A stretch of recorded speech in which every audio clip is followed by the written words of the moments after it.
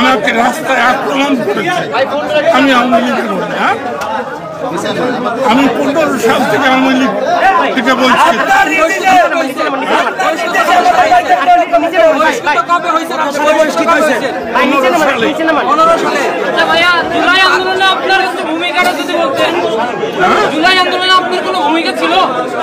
আমি 16 জুলাই বলেছি এই সরকারের পতন চাই। বৈষম্য বিরোধী আন্দোলন যারা করছে আমি তাদেরকে 100 কিসের মাধ্যমে বিবিসি শুনে রেখেন। আমি কোনোদিন আমাকে বলা হয়েছে যে মুক্তিযোদ্ধারা আমার উদ্দেশ্য ইনফরমেশন দিছে কি আসতে বলছে কে আসতে বলছে যেটা এখানে ঘটনা মামুল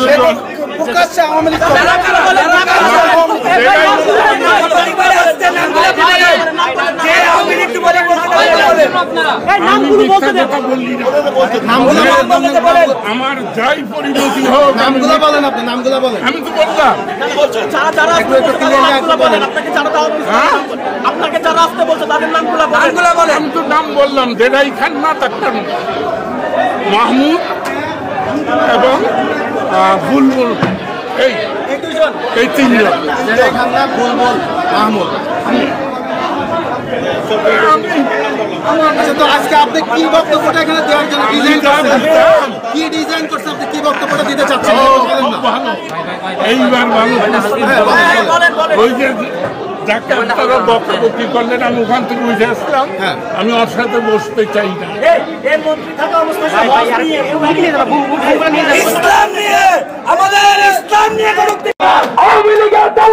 ঢাকা রিপোর্টার্স ইউনিটিতে গোলটেবিল বৈঠক থেকে লতিফ সিদ্দিক ছিল। কিন্তু যতই দিন গেছে আওয়ামী লীগের মধ্যে মানুষের সিম্পেথি বাড়তেছিল।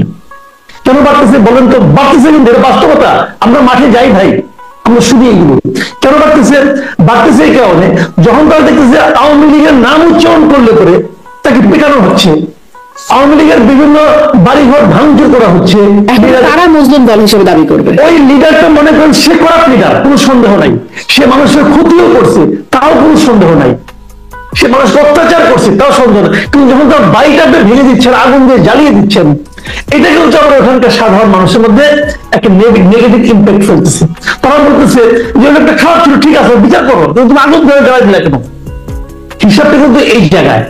এখন আপনি যখন আওয়ামী লীগকে নিষিদ্ধ করে দিলেন, এটা দিয়ে কিন্তু আপনি আওয়ামী লীগকে মানুষের মন থেকে মুছে ফেলতে পারবেন না ভাই। মানুষের মন ব্ল্যাকবোর্ড না, ডাস্টারটা মুছে ফেলেন, বুঝতে পারবেন না। বরং তাদের প্রতি মানুষের একজন সিম্পেথি তৈরি হতে থাকে। মানুষ যখন এমন এমন উদাহরণ তৈরি করে, মানে আমি নিজের উদাহরণ কিন্তু শুনেছি, এমন এমন উদাহরণ বলতেছে। আমি নিজে ভাই আমি কি বলবো, এটা আজকাল শুনছি। আমি নিজে আজকে প্রেস ক্লাব থেকে কারার বাবা আসছি মেট্রো রেলে গেলে, ওইখানে তারাই আমাকে বলতেছে ভাই খুব তো আওয়ামী লীগে তাড়াইলেন, কিন্তু আমাকে তো বলতেছে আপনি তো আওয়ামী লীগে তাড়াইছেন, এখন এই মেট্রোর মতো একটা কিছু আনান না দেখি। 1 বছর তো হয়ে গেল, একটা খাম্বা তো গাড়তে পারলেন না। তারা কিন্তু কম্পেয়ার করতেছে, অথচ এই মেট্রোতে কত টাকা লুটপাট হয়েছে এটা নিয়ে কিন্তু আলোচনা হচ্ছে না। তো এই কম্পারিজনটা কিন্তু আগে ছিল না। যতই দিন যাবে এগুলি বাড়তে থাকবে। কেন বাড়তে থাকবে? কারণ তাদেরকে আপনি মাঠে দাঁড়াতে দিচ্ছেন না, তাদেরকে আপনি কোথাও চলতে দিচ্ছেন না। আচ্ছা, আওয়ামী লীগের রাজনীতি আপনি নিষিদ্ধ করছেন, ঠিক আছে, আমার কোনো আপত্তি নেই। গভর্নমেন্ট মনে করছে এটা নিয়ে পরে আলোচনা হবে। বাট যে আওয়ামী লীগ করতো, তাহলে একটা উপজেলা আওয়ামী লীগের সভাপতি, তার বিরুদ্ধে কোনো মামলা নাই। তাকে যাই যদি 10টা পলিতে প্রভাব দিয়ে চট থাপড় মারে, কেউ তাকে বাঁচাতে আসবে না। সবাই বলবো কি আওয়ামী লীগের স্বৈরাচারের দোষর ছিল। খালি স্বৈরাচারের দোষর এই শব্দটা কষ্ট করে একজন উচ্চারণ করতে হবে। আর কেউ পুলিশ থাকবে, দাঁড়ায় থাকবে, পুলিশ তারা ফেরাতে আসবে না। যদি পুলিশ ফেরাতে আসে, ওই পুলিশের গায়েও সেই ট্যাগ লাগানোর সম্ভাবনা আছে। এই ট্যাগিংটা, এই মবটা কে তৈরি করতেছে? এই মবটা তৈরি করতেছে এই গভর্নমেন্ট। তারা এটাকে প্রশ্রয় দিচ্ছে। সরকারের গুরুত্বপূর্ণ ব্যক্তি বলছে এরা মব না, এটা প্রেশার গ্রুপ। সরকারের গুরুত্বপূর্ণ ব্যক্তি যখন মবকে প্রেশার গ্রুপ হিসেবে আখ্যায়িত করে, বিশেষায়িত করে, তখন তারা বাড়ছে। যতটা মব হচ্ছে ততটা কিন্তু এই দলের মধ্যে মানুষের সিম্পেথি বাড়তেছে। এবং এই পুরো কাজটা বুঝে হোক না বুঝে হোক এই সরকার করতেছে। এই আমি তো বলি যে আওয়ামী লীগকে যদি পুনর্বাসন ধরেন, আওয়ামী লীগ ফিরে আসতে 50 বছর লাগতো, ধরা যায় কথার কথা, সেটা কিন্তু এই সরকার প্রত্যেকটা ঘটনার মাধ্যমে 5 বছর 10 বছর কিন্তু এগিয়ে আসতেছে। একসময় বলবো আওয়ামী লীগকে বলবো আপনার তোমরা এই সরকারের প্রতি কৃতজ্ঞ থাকবো, কারণ এরা তোমাদেরকে পুনর্বাসনের জন্য যা যা করা দরকার সব করে দিচ্ছে। তো এইটা হলো বাস্তবতা, ওয়াইপআউট করা সম্ভব না, এটা হয় না পৃথিবীতে। যাকে আপনি নিষিদ্ধ করবেন, জামাতকে গত 15 বছর রাস্তায় দাঁড়াইতে দেয় রে ভাই। জামাতের 2 জন লোক বসে একটা রেস্টুরেন্টে চা খাচ্ছে, ওইখান থেকে ধরে নিয়েছে যে সরকার বিরোধী ষড়যন্ত্র করতেছে, অতএব জেলে ঢুকাই দিবে। করছে না, এখানে করছে তো। জামাতকে আপনি নিঃশেষ করতে পারছেন? জামাত আগের চেয়েও শক্তিশালী হয়ে ফিরে আসছে। বিএনপি নিঃশেষ করা গেছে, বিএনপিকে খেলতে খেলতে বলতে শেষ পর্যন্ত বলে কি যে বিএনপি একটা সন্ত্রাসী দল। জিয়াউর রহমানকে বঙ্গবন্ধু নিজে বলছে বীরত্তম খেতাব দিতে তাদেরকে, পারে বলে সেটাকে আইএসআর এজেন্ট ছিল, বলছে তো আওয়ামী লীগ। কেউ প্রতিবাদ করতে পারছে? পারে নাই, গায়ের চালিয়ে গেছে। আর কদিন পরে হয়তো খেতাব প্রত্যাহার করে দিত। এগুলি করে কি বিএনপিকে নিঃশেষ করা গেছে? মানুষের মানে বিএনপি প্রতি সিম্প্যাথি বাড়ছে। এটাই হয় যখন আপনি কাউকে এইভাবে অত্যাচার করতে চাইবেন, আপনি বিচার করেন না, বিচার করার কোনো সমস্যা নাই, বিচার করেন, যত লোককে পারে বিচার করেন, আইনের মাধ্যমে আসেন। একদম স্পষ্ট। আমি আরেকটা প্রসঙ্গে আপনি বিশ্বাস করতে পারবেন না। একটু বিএনপি প্রসঙ্গে ছোট্ট করে আলোচনায় যাব, তবে তার আগে ব্যারিস্টার ফুয়াদের কাছ থেকে এই বিষয়ে যে আওয়ামী লীগকে পুনর্বাসনের দায় বা ক্রেডিট এটি যাচ্ছে ইউনূস সরকারের কাছে। দেখেন, বিএনপি জামাতের এক্সাম্পলটা আওয়ামী লীগ জাতীয় পার্টিকে নির্বাচন অথবা রাজনীতি করতে না দেওয়ার সাথে একরকম না। কারণ বিএনপি জামাত, আচ্ছা, জাতীয় পার্টিও তাহলে সামনে নির্বাচন করতে পারবে না? মানে আওয়ামী লীগ জাতীয় পার্টি বললেন তো, তাই এটা একটু আনছি, গ্যাংয়ের কথা বলতেছি, এটা আমার মতামত তাই। কারণ যারা গত 16 বছর ধরে এই রাষ্ট্রের হেন কোনো ক্ষতি নাই যা তারা করে নাই, আমাদের নির্বাচনী ব্যবস্থা ধ্বংস করা, দেশের সম্পত্তি লুট করা, গণহত্যা, এবং এগুলো সবকিছু জুডিশিয়াল প্রসেসের মাধ্যমে রিজলভ না হওয়া পর্যন্ত তাদের রাজনীতি, নির্বাচন কোনো কিছু হওয়ার কোনো অধিকার আছে বলে আমি মনে করি না। কিন্তু প্রসেস হচ্ছে যে ওই যে বিচার ছাড়া মানুষকে হেয় করা, হেনস্থা করার যে জায়গাটা, এইটার অবশ্যই একটা ডিসিপ্লিনে রাষ্ট্রকে আনতে হবে। বিশেষ করে যারা ফৌজদারি অপরাধের যোগ্য তাদেরকে ফৌজদারি অপরাধ দিতে হবে। এবং শারমিন, আপনার সাথে আমি এর আগে বলেছি, তওবা কমিশনের কথা বলেছি।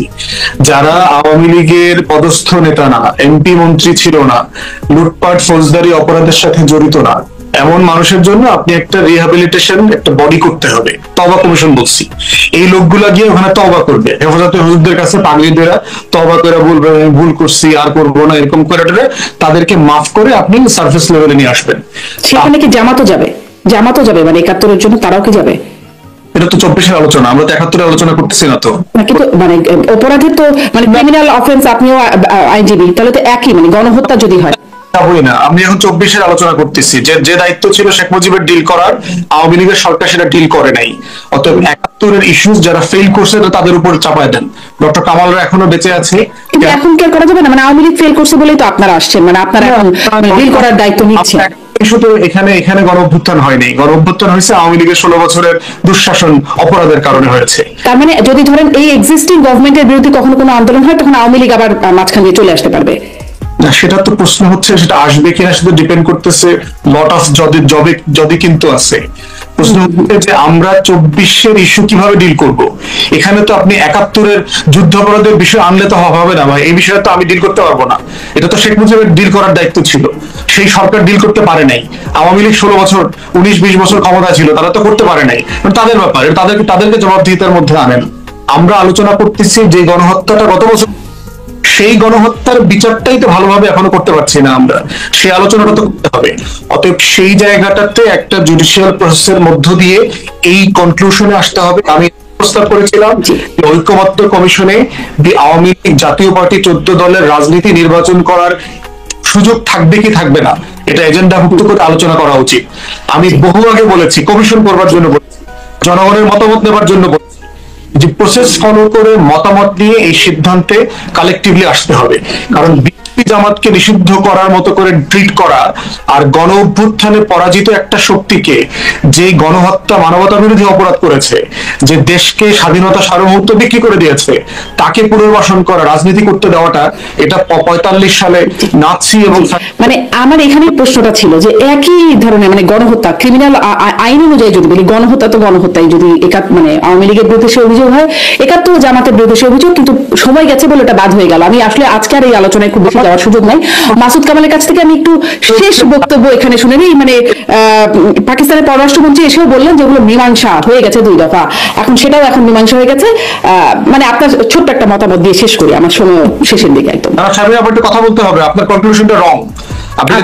আপনি আমাকে যেটা প্রশ্ন হচ্ছে 71-এর অপরাধ ডিল করবার দায়িত্ব কার ছিল? শেখ মুজিবের সরকারের ছিল। আমাদেরও আছে, কেন নাই? কেন শেখ মুজিবেরই কেন, আমাদের কেন না? দায় আমাদেরকে দিচ্ছেন কেন? মানে কেন দিব না? মানে যারা সরকারে থাকবে আইনের না, আপনি 24-এর বিচার যারা চাইতেছে তাদেরকে 71-এর বিচারেরও দায়িত্ব নিতে হবে, এইটার দায়িত্ব আপনি আমাদেরকে দিচ্ছেন কেন? মানে এটা তো আমরা এই 24-এর গণহত্যার বিচার চাচ্ছি বলে আমাদেরকে 71-এর গণহত্যার বিচারেরও দায়িত্ব নিতে হবে? এটা তো প্র্যাকটিক্যাল হবে না। না, এটা তো আমার ম্যান্ডেটের মধ্যে নাই। তো 24-এর গণ অভ্যুত্থানের ভিতরে কি আলোচনা আসছিল কিনা যে আমরা এতে গেলে 71-এর বিচার করবে? আলোচনা আসছে? এই চেতনা ব্যবসা তো আওয়ামী লীগের ব্যবসা, অত ওই ব্যবসার দায়িত্ব আমি নেব না। ওটা এখন চেতনার ব্যবসা শুধুমাত্র। ওইটা যারা ফেইলিউর করছে, যারা ফেল করে তাদেরকে ডাকেন, তাদেরকে জিজ্ঞাসাবাদ করেন, যার উপরে দায়িত্ব ছিল জবাবদিহিতা তার উপর চাইবেন। এই প্রজন্ম কেন 71-এর বিচার কেন? এই দায়িত্বটা শুধুমাত্র অল্প কয়েক বছরের বা 50 বছরের দায়িত্ব। আওয়ামী লীগ থাকে বাংলাদেশের সবচেয়ে বেশি সময় ক্ষমতায় কারা ছিল? এই চেতনা ব্যবসায়ীরা তো ছিল। কারা ছিল বলেন?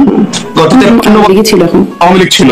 তো এই চেতনা ব্যবসার যারা খরিদ্দার, এই বিচারটা করবার দায়িত্ব কার ছিল? শেখ মুজিবের সরকারের ছিল। আচ্ছা, আওয়ামী লীগ পারে নাই, মানে আওয়ামী লীগের দায়িত্ব পারে নাই, তার মানে আর এটা হবে না, সেটা শেষ হবে না? প্রশ্ন না, হবে না প্রশ্ন না। এটা দায় আপনি আমাকে চাপাইতে পারেন কিনা যে 24-এর গণহত্যার বিচার চাওয়া মানে হলো আমাকে 71-এর বিচারেরও দায়িত্ব নিতে হবে? ব্যাপারটা এরকম কিনা? সেটা সেই বিষয়টা না, আমি একটু রিফ্রেশ করি কথাটা। মানে একই অপরাধে যদি অপরাধটা যদি সেম হয়, তাহলে এর বিচার হবে বীর কেন হবে না, বীর বিচার হবে এর কেন হবে না? সময়ের ব্যবধান বলে ডিফারেন্ট আলোচনা। যে আপনি একদিন শুধু 71-এর শুধু আলোচনা করেন যে আমাদের ফেইলিউর গুলো কি কি, 71-এর যুদ্ধাপরাধের বিচার কেন ভালোভাবে হইল না, তখন দায় দায়িত্বের প্রশ্ন আসবে। কিন্তু 24-এর বিচারের আলোচনা, আমরা তো বিচার নিয়ে কথা বলছি না, আমি বলছি রাজনীতির ভ্যালিডিটি, আমি মানে রাজনীতি করতে পারবে কিনা, আসতে পারবে কিনা, সেটাই আসলে শেষ করি আজকের মতো। এই আলোচনাটা আরো একদিন, মানে আপনার সাথে তাই এই আলোচনা নিশ্চয়ই চলতে থাকবে। মাসুদ কামাল, শেষ বক্তব্য আপনার। আমার কথাটা হলো কি শুনেন, এই ভূখণ্ডে 2টো অপরাধ হয়েছে, ধরে দিচ্ছে গণহত্যার মতো অপরাধ 2বার হচ্ছে। হত্যা মামলা তো ভাই কখনো তামাদি হয় না, তাই না? আপনারা দুজন মোটামুটি আইন সম্বন্ধে আমার চেয়ে ভালো জানেন। হত্যা অপরাধ কিন্তু কখনো তামাদি হয় না, এটা আপনি 100 বছর পর করতে পারেন, কোনো সমস্যা নাই। এই ভূখণ্ডে 2টো গণহত্যা হয়েছে। আমরা 2টো গণহত্যার, আমি তো কোনো পলিটিক্স করি না, আমি একজন সাধারণ মানুষ হিসেবে আমি 2টো গণহত্যারই বিচার চাইবো। আমি চাইবো আগের গণহত্যাকারী তারা এখন বিচারের ভূমিকা যদি অবতীর্ণ হয়, তাদেরকে আমি জিজ্ঞাসা করবো তোমরা যে কাজটা করছো ওটা তো তোমার লজ্জিত? ওই যে বললেন তওবা কমিশন বললে আগে তওবা করে আসেন না, আপনারা তো দল ছিলেন না, এত সময় তওবা করা ছোট ছিল।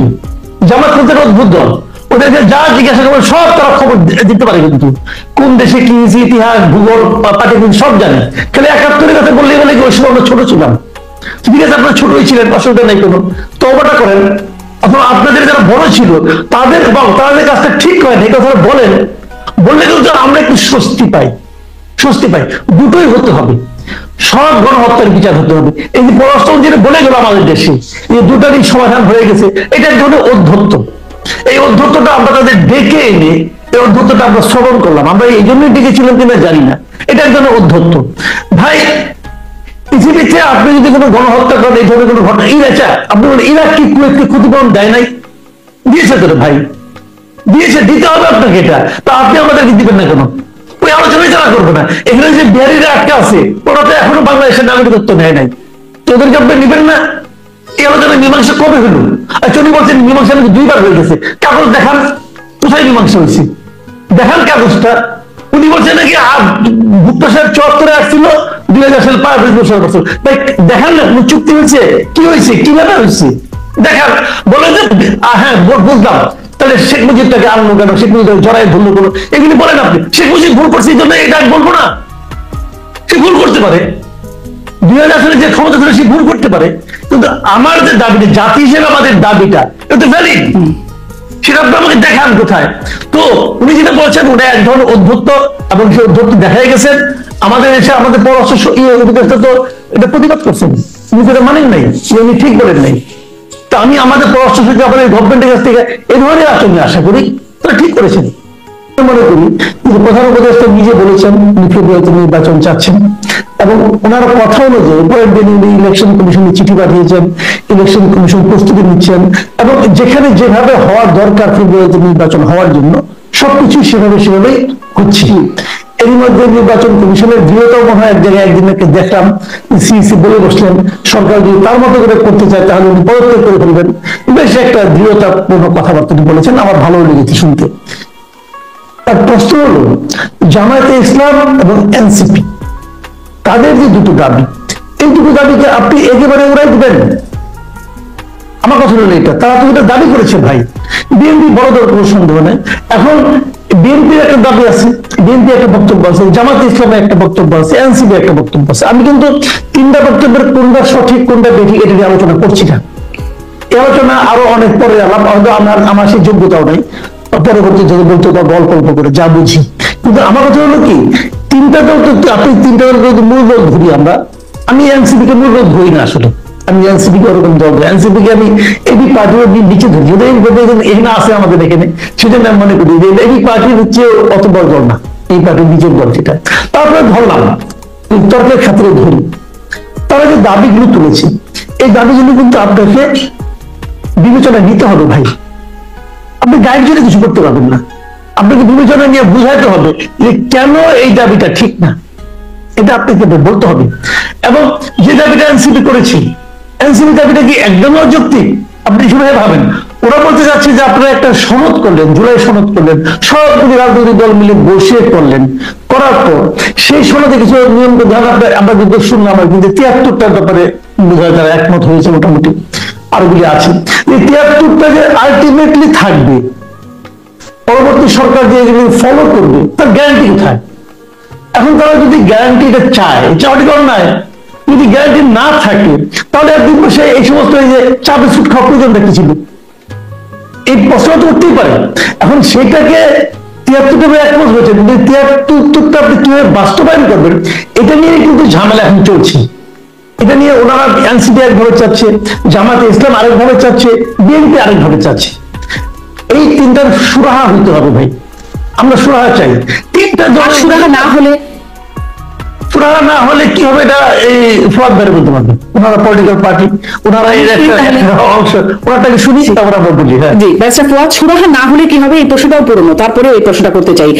এবং সাথে সাথে এটাও জুড়ে যেতে চাই যে সালাউদ্দিন আহমেদের বক্তব্য তো বলছিলাম, তিনি আরো বলছেন ঠুনকো বাহানায় নির্বাচন বর্জন করলে রাজনীতি থেকে মাইনাস হয়ে যাবে। কেউ কি মাইনাস হবার সম্ভাবনা বা আশঙ্কা আপনি দেখেন? ধন্যবাদ। এই যে মাসুদ ভাই কিছুদিন আগে সমালোচনা করছিলেন যে অন্তর্বর্তীকালীন সরকার অনির্বাচিত, জবাবদিহিতা নাই। এই যে দেখেন আপনি প্রশ্ন করলেন, এই প্রশ্নের উত্তর দিতে কিন্তু মাসুদ ভাই রাজি হচ্ছে না। দেখা যায় মাসুদ ভাই নিজেও কিন্তু জবাবদিহিতা বিশ্বাস করেন, একজন নাগরিক হিসাবে যে ওনার কাছে জবাবদিহিতার একটা জায়গা আছে। তো জাতির এই সংকট আর কি, সেখানে তো কর্তৃপক্ষ না, মানে কর্তৃপক্ষ হলে না জবাবদিহিতা করবেন, কিন্তু বিশ্লেষণ করছেন। দেশের সিনিয়র লেখাজোখা করেন, মতামত তৈরি করেন, পক্ষে বিপক্ষে, তারও একটা জবাবদিহিতা আছে। আমি জবাব দিব, সমস্যা নাই। আপনি জবাবটা শুনতে চাচ্ছেন, যেহেতু আপনি এখানে একটা ওই ৩৫ দলের মধ্যে আপনারা তো আছেন, আপনার নিয়মিত মতামত দিচ্ছেন, আপনি যেটা শুনুন তারপর আমি বলবো, ভাই আমার মতামতটা বলবো, আমার কোনো ব্যাপারে কোনো দ্বিধা নাই। জি নিয়ে আমি নির্বাচনে আমি চ্যালেঞ্জ দেখতে পাচ্ছি, কিন্তু সংখ্যা দেখতে পাচ্ছি না। যেটা অনেকেই বলছে যে ফেব্রুয়ারিতে নির্বাচন হয়ে যাবে কি যাবে না, আমি এই ব্যাপারে কোয়াইট কনফিডেন্ট যে নির্বাচন হয়ে যাবে। যদি কোনো কারণে নির্বাচনের দিন তারিখ আগাইতে পিছাইতে হয়, সেটা প্রফেসর ইউনূস বিএনপি সহ রাজনৈতিক দলগুলোর সাথে আলোচনা করে সম্মতি নিয়েই করবেন। এই ব্যাপারে আমার মধ্যে কোনো মত নাই।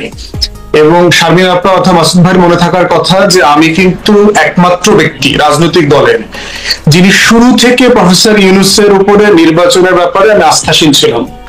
একদম প্রপারলি কনফিডেন্ট ছিলাম যে নির্বাচন নিয়ে উনি কোনো হেলাফেলা করবেন না। ডিসেম্বর 25 থেকে জুন 26 বিভিন্ন রাজনৈতিক দল এবং নেতাদের ব্লাড প্রেশার কিন্তু 250-300-তে পৌঁছে গেছিল। নির্বাচন বিষয়ে আমার ব্লাড প্রেশার সবসময় 80-120-এ ছিল, এটা কখনো বেশ কম হয় নাই। অতএব সেই জায়গাতে আমি বোধ করছি নির্বাচনে মোটা দাগে কোনো সংখ্যা দেখতে পাচ্ছি না, এবং নির্বাচন হয়ে যাওয়াটা দেশের জন্য, জাতির জন্য, সবার জন্য কল্যাণকর। আপনি দেখতে পাচ্ছেন যে রিসেন্টলি যে খবর বেরিয়েছে, হাসিনার সাথে সালামের দিল্লিতে মিটিং হয়েছে, আওয়ামী লীগের নেতাদের সাথে সৌদি আরবে মিটিং হয়েছে, প্রায় 4-4.5 কোটি টাকার লেনদেনের আলোচনা চলছে এখানে, এবং এগুলো নির্বাচন না হবার জন্য চেষ্টা করা হচ্ছে। তাই রাজনৈতিক দলগুলো দল হিসাবে আমরা কোন রকম ফাঁদে পা দেওয়ার কাজ করাটা মোটেই বুদ্ধিমানের কাজ। এবং আমাদের পক্ষ থেকে আমরা বারবার বলেছি, জুলাই সনদ নিয়ে আমাদের সিরিয়াস রিজার্ভেশন আছে, জুলাই ঘোষণাপত্র নিয়ে আমরা অসন্তুষ্ট। এমনও হতে পারে যে সনদ বাস্তবায়নের ব্যাপারে আমরা একমত হতে না পারলে আমরা সনদ স্বাক্ষর করব না, কিন্তু এটার মধ্য দিয়ে আমি নির্বাচনের দিন তারিখ পিছানোর কোনো অজুহাত তৈরি করব না। এটা ডিফারেন্ট আলোচনা, কারণ national election is a different reality, এবং এটার মধ্য দিয়ে রাষ্ট্রকে, জাতিকে কোনোভাবে সংকটের মধ্যে ফেলার কোনো রাজনীতি অ্যাজ এ রেসপন্সিবল পলিটিশিয়ান আমি এটা কখনো করবো না। কিন্তু জুলাই সনদ নিয়ে আমার তর্ক বিতর্ক, আমার দ্বিমত সরকারের সাথে আমার সমালোচনা আমি কন্টিনিউ করব, মানে একদম রেগুলার বেসিসে করে যাচ্ছি সেটা। এই জন্য আমি যেটা চ্যালেঞ্জ দেখতে পাচ্ছি সেটা হচ্ছে, দেখেন প্রথম চ্যালেঞ্জ, এটি কি আপনারা ভাবতে পারেন না, বাবা অন্যান্য রাজনৈতিক দলগুলো আছে, বিশেষ করে যারা আইনি ভিত্তি এই সরকারের সময় যাচ্ছে, তারা কি এটা বিশ্বাস করছেন না যে পরবর্তী রাজনৈতিক সরকার আসলে সেটিকে বাস্তবায়নের পথ তৈরি হবে বা আইনি ভিত্তি দেওয়ার সুযোগ হবে? এটিকে তারা বিশ্বাস করছেন না? বিশ্বাসের অবিশ্বাসের একটা ঘাটতি তো বাংলাদেশে আছে। রাজনীতি আমরা যারা করি, আমাদের তো জেনারেলি মানুষ খারাপ মানুষ মনে করে, আমাদেরকে মিথ্যাবাদী মনে করে, আমাদেরকে অসৎ। আপনারাও আপনাদেরকে তাই মনে করেন? সেটা আমি মনে করি কিনা সেটা অন্য আলোচনা আর কি, ওইটা আলোচনাতে গেলে আমার সহকর্মীদেরকে বদনামি করতে হবে।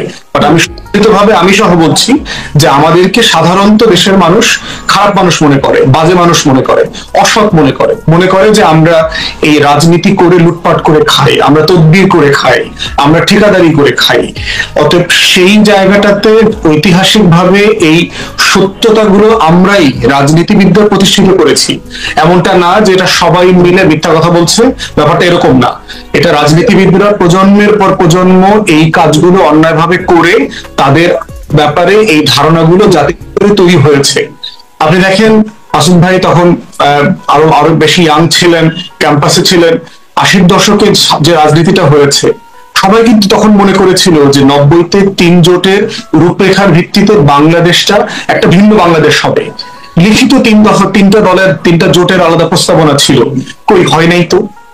66 6 দফাতে তখন লেখা ছিল না যে আমরা কেমন বাংলাদেশ চাই, যেখানে একটা ভালো নির্বাচন হবে, একটা সুষ্ঠু নির্বাচন হবে।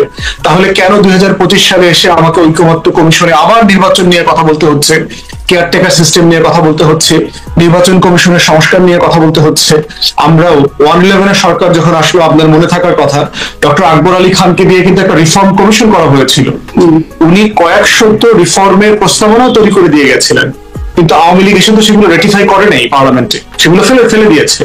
অতএব এই যে ঐতিহাসিক রাজনৈতিক পরম্পরা আছে, সেখানে এই আস্থাহীনতাটা আছে।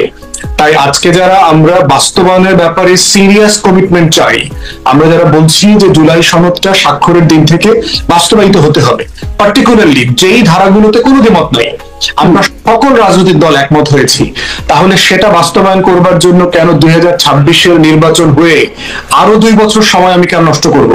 একটা জাতির জীবনে কি 2 বছর গুরুত্বপূর্ণ সময় না? যদি একটা সংস্কার আমি 2026-এর সংসদের আগে করতে পারি, সেটার জন্য আমি 2031-এর সংসদকে কেন রেফার করব? অতএব আমরা যারা বাস্তবায়ন চাই, আমরা তো আসলে জাতীয় স্বার্থে চাই, কিন্তু এটার মানে এটা না যে বাস্তবায়নকে কেন্দ্র করে আমরা নির্বাচন পিছায় দেওয়ার কোনো অজুহাত তৈরি করব। সেটা জাতীয় স্বার্থের জন্য মোটেই গ্রহণযোগ্য হবে না। মানে বিষয়টা এমন যে বাস্তবায়ন না হলেও নির্বাচনের সময়ই হয়ে যাবে, হওয়াই উচিত। এবং এটা একটা ডিফারেন্ট আলোচনা, প্রয়োজনে আমরা দলের সমালোচনা করব, আমরা বিএনপি সমালোচনা করব, অন্য দলের সমালোচনা করব। ওই প্রশ্নটাও করছিলাম, এটাও কি একটু বলবেন যে কাউকে কি মাইনাস হয়ে যাবার মানে শঙ্কা দেখেন? যেটি সালাউদ্দিন আহমেদ বলছেন যে যারা বর্জন করবে তারা রাজনীতি থেকে মাইনাস হয়ে যাবে। যে এটা একটা সিম্পলি পলিটিক্যাল স্টেটমেন্ট, পলিটিক্যাল রেটরিক্স আছে, বিভিন্ন দল বিভিন্ন ভাষায় কথা বলে। মাইনাস কে হয় দেখেন, হিস্টোরিক্যালি মুসলিম লীগের ইতিহাস দেখেন, সেই 1904 সালে প্রতিষ্ঠিত হয়ে সে কোন লেভেলের কন্ট্রিবিউশন করেছে, ঢাকা বিশ্ববিদ্যালয় প্রতিষ্ঠা বলেন, বঙ্গভঙ্গ আন্দোলন নেতৃত্ব দেয়া বলেন, পাকিস্তান আন্দোলন বলেন, লাহোর প্রস্তাব বলেন, জমিদারি প্রথা বাতিল বলেন, শেখ মুজিবের মতো একটা বিশাল ইয়াং জেনারেশন পলিটিক্যাল হয়ে উঠে নতুন আর একটা রাষ্ট্র বানানোর আন্দোলন, সেই দলটা নাই হয়ে গেছে না বাংলাদেশ থেকে? কারণ সে 70 সালে 71 সালে একটা ভুল রাজনীতি করেছে। এবং দেখেন জাতীয় পার্টির অবস্থা দেখেন, 9 বছরের স্বৈর শাসক একটা ভুল রাজনীতি করবার কারণে যেটা হয়েছে, আপনার 90-এর পরে সে পিজার মতো 6 টুকরা 8 টুকরা হয়ে গেছে। একটা আঞ্চলিক, ওই মাসুদ ভাই জানে, আঞ্চলিক পত্রিকা আছে বাংলাদেশে, তো এরকম রংপুর বিভাগের একটা দলে পরিণত হয়েছে। ঠিক একইভাবে দেখেন গণ অভ্যুত্থানের পরে অথবা শেখ মুজিব মারা যাওয়ার পরে আওয়ামী লীগ 4 টুকরা হয় নাই 79 সালে। তো এই আওয়ামী লীগও কেন আজকে নাই হয়ে গেল, পলিটিক্যাল ডাইনোসর হয়ে গেল? অতএব নাই হয়ে যায় কেন এবং রাজনৈতিক দলের উত্থান কেন হয়, এটা হচ্ছে আপনি যদি জনগণের পালস বুঝতে ব্যর্থ হন, আপনি যদি জনগণের হয়ে না ওঠেন, আপনি যদি জনগণের ভাষায় কথা না বলেন, তার সে যেটা চায় এই আকাঙ্ক্ষা পূরণ করতে না পারেন, তখনই শুধু আপনি নাই হয়ে যাবেন। তার মানে নির্বাচন বর্জন করে মাইনাস হবার সংখ্যা সেটি আপনি দেখছেন না? বর্জনের ইতিহাস তো বাংলাদেশে বহুবার আছে ভাই। 93 সালে যখন বিএনপি, আপনি কি মনে করেন এই নির্বাচনেও বর্জন করার মতো অবস্থা আছে বা দলগুলো করতে পারে? এখন পর্যন্ত কেউ বর্জন করবে এটা আমি বলছি, এখন পর্যন্ত বোঝা যাচ্ছে যে বর্জন করার মতো নাই। আমি একটু যেটি ব্যারিস্টার ফুয়াদ বলছিলেন যে আওয়ামী লীগ আসলে অনেক টাকা ঢালছে বা এস আলমের সাথে বৈঠকের যে ব্যাপারটা, জনাব মাসুদ কামাল, আমি শুনছিলাম মির্জা ফখরুল ইসলাম আলমগীর বলছেন যে শেখ হাসিনা দিল্লিতে বসে নির্বাচন বাঞ্চালের ষড়যন্ত্র করছেন, 2,500 কোটি টাকা ইতিমধ্যে ঢেলেছেন, এটি মির্জা ফখরুল ইসলাম আলমগীর বলছেন। আমি একটু এটা আপনার কাছ থেকে বুঝতে চাই যে আওয়ামী লীগ নির্বাচন না হলে তার লাভ কি, আর হলে নির্বাচনটা হয়ে গেলে তার ক্ষতি কি? তারা তো আসলে দেশের বাইরে বা ঠিক দেশের রাজনীতির সিনের বাইরে আছে। এটা আসলে ব্যাপারটা হলো কি, আওয়ামী লীগ এই মুহূর্তে তারা কিন্তু রাজনৈতিক ভাবে বাংলাদেশে অনেকটা কোমার মধ্যে আছে আর কি। মোহাম্মদ এরকম তারা আছে কিন্তু নেই, তাদের কিন্তু নিষিদ্ধ করা হয় নাই, বা তাদের রাজনৈতিক কর্মকাণ্ডকে নিষিদ্ধ করা হয়েছে। হাইপোথেটিক্যালি ধরেন যদি আওয়ামী লীগ থাকতো, যদি আওয়ামী লীগের রাজনীতিকে এই গভর্নমেন্ট নিষিদ্ধ না করতো, ধরা যাক হাইপোথেটিক্যালি, তাহলে কি আওয়ামী লীগ নির্বাচনে অংশ নিত? আমার মনে হয় নিত না। আমি মনে করি আওয়ামী লীগ নিজের স্বার্থে এটা নিত না। তুমি একটু ব্যাখ্যা করে, নিরপেক্ষ তত্ত্বাবধায়ক সরকারের অধীনে নির্বাচন চায় কেন করে? সে তো তত্ত্বাবধায়ক সরকার এই কনসেপ্টই বিশ্বাস করে না, সে তো বাদ দিয়ে দিচ্ছে। এখন করছেন, এখন কেন করবেন?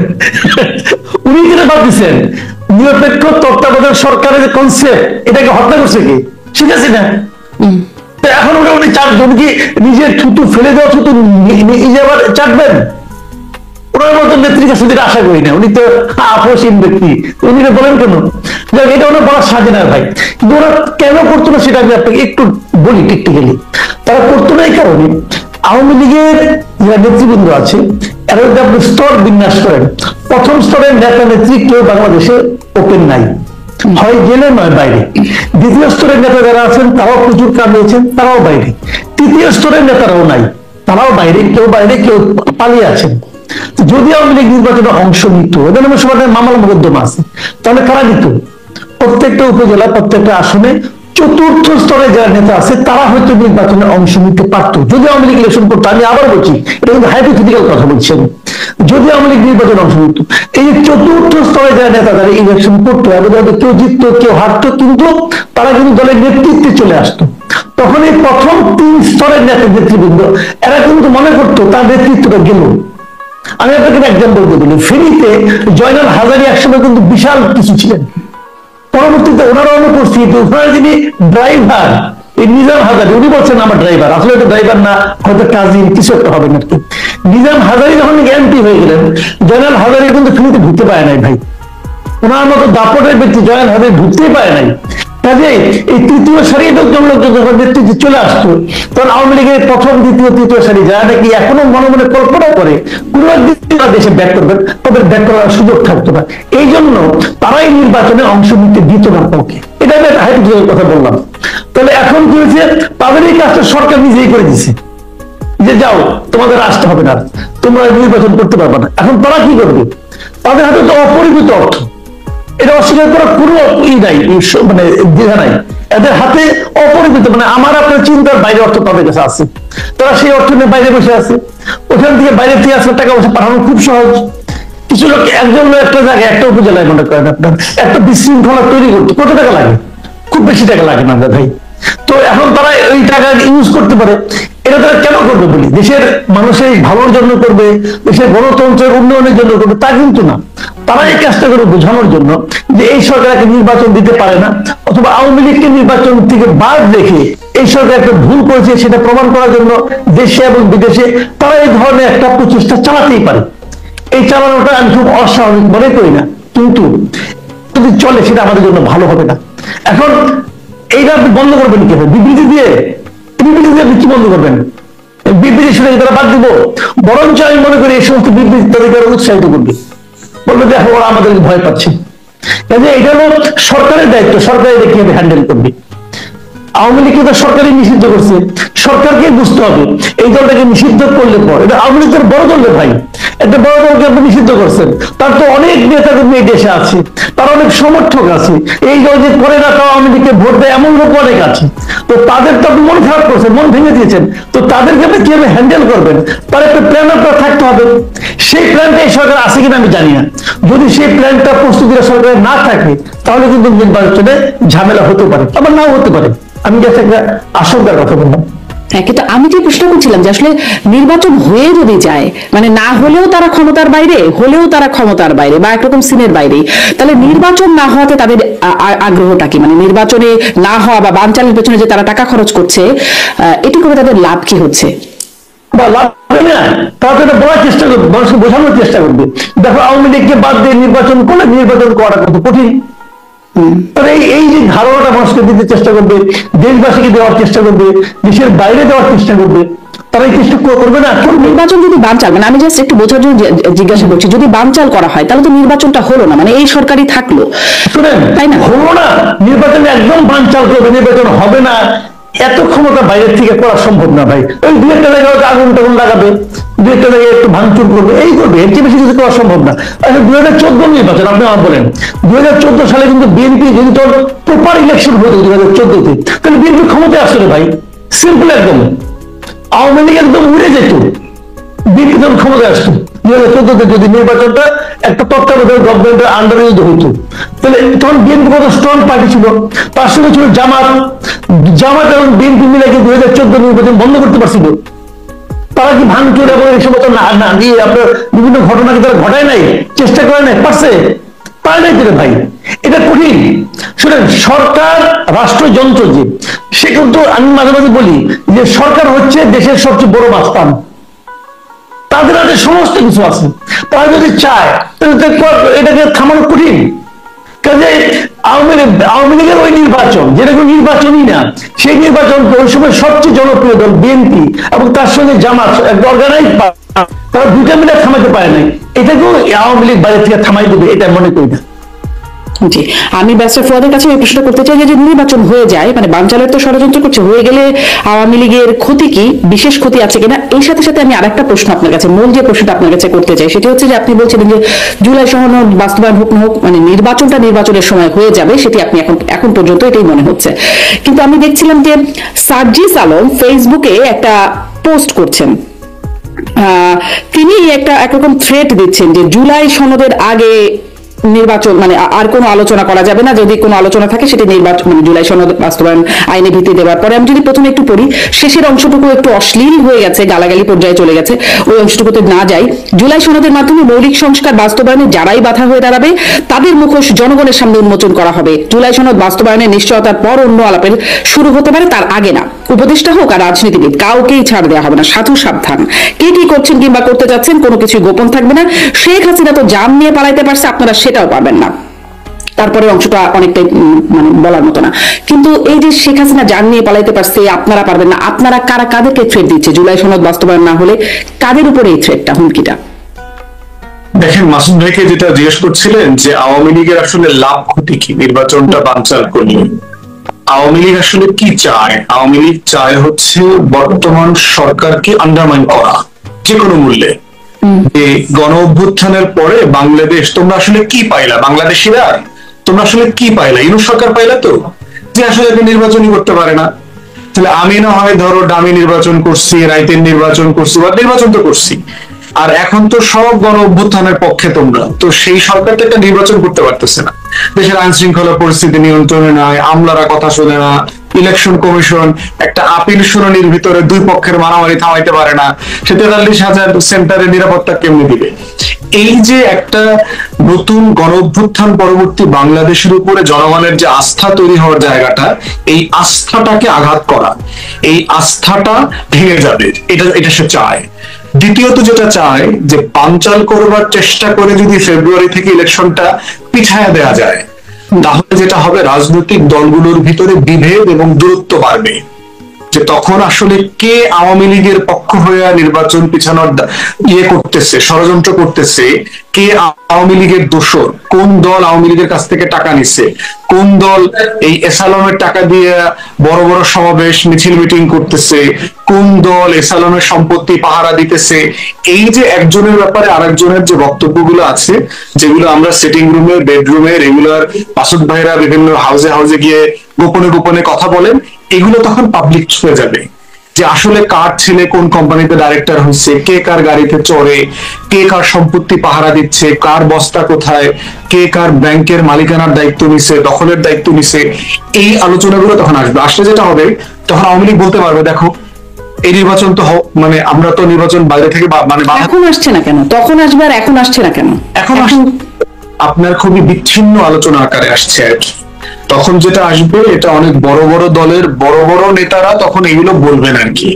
এখন যেটা আপনার অনলাইনে বট আইডি, এই আইডি, গসিপ এইভাবে আসতেছে আর কি, তখন এটা মোটা দাগে আসবে।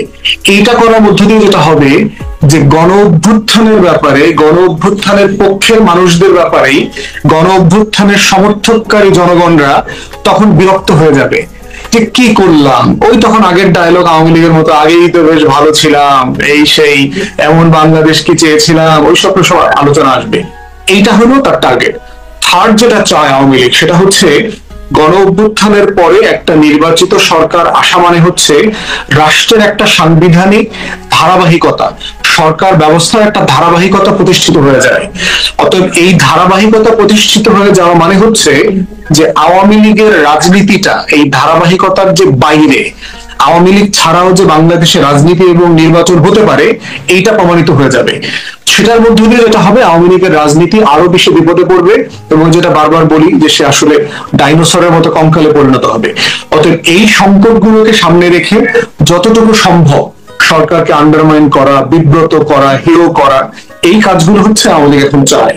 সে সরকারে আসুক বা না আসুক, এটা তার আলোচনা না, কিন্তু বিব্রত করা, অন্যকে হেয় করা এবং এটার উপরে জনগণকে একটা বিতস্ত, সেটা হচ্ছে তার টার্গেট। জি, আওয়ামী লীগের টার্গেটটা বুঝলাম। এবার জুলাই সনদের মানে যেটা নিয়ে একটু আগেও আলোচনা করতাম, বাস্তবায়ন না হলে আপনি বলছিলেন একটু প্রশ্ন করতে চাই। ফর ভাই একটা কথা বললেন যে বিভিন্ন হাউসে মাসুদ ভাইরা যে যায়, এটা আসলে কি কিন্তু না, কথা গোপনে গোপনে আমি আপনার কাছে বুঝতে চাচ্ছিলাম, আমি কিন্তু বুঝতে পারি না জিনিসটা। ওইটা এগুলা ধরেন ব্রেক টাইমে আপনার টেলিভিশনে টক শো ব্রেকে আপনারা যে কথাগুলো বলেন, ওইগুলো বলেন যেগুলো একসময় যাবে আর কি, শুধু ব্রেকে থাকে। কি বলেন মাসুদ ভাই, ব্রেক টাইম একটু আমরা শুনি, যে গোপনে গোপনে যেগুলো। আমি আসলে ঠিক আছে, ব্রেক টাইমে তো আমরা অনেক হাসি তামসা করি, অনেক রসিকতা করি, সেটা করি, কিন্তু ওইটার মধ্যে মানে কোন রকম মানে মতলব আছে কিনা থাকতেই পারে। সেই মতলব গুলি দু একটা যদি এক্সাম্পল দিতেন সব বেটার, আমার জন্য খুব সুবিধা হতো। আমি এবার এই সমস্ত ব্যাপারগুলো খুব সিরিয়াসলি নিই আর কি। বন্ধ হয়ে যাবে না, তখন ব্রেকটা বলবো আর কি। রেকর্ডিং বন্ধ হয়ে গেলে দু একটা বলবেন। আমাকে আবার দর্শকটা জিনিস হলো কি, আপনি যেটা অনিয়ারে বললেন, অনিয়ারে বলার কারণে মানুষ শুনে ফেলবো। এখন যদি আমি ব্যাখ্যাটা হরতালে ভাববে আমি কারোর কাছে টাকা চেয়েছি, কারোর কাছে তদবির করেছি, যেহেতু এটা একটু ক্লিয়ার করলে আমার জন্য ইজি হয় আর কি।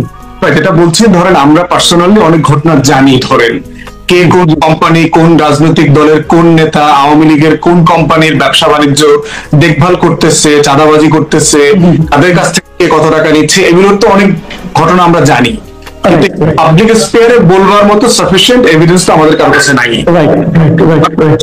যথেষ্ট সলিড জায়গা থেকে এগুলো জানি যে এই ঘটনা। আমি বুঝতে পেরেছি। গল্প তো আমরা মাসুদ ভাই অনেকগুলো করেছি। আচ্ছা, মানে সেই গল্পগুলো প্রকাশ্যে চলে আসবে কদিন পরে, আপনি বলছিলেন সেটা।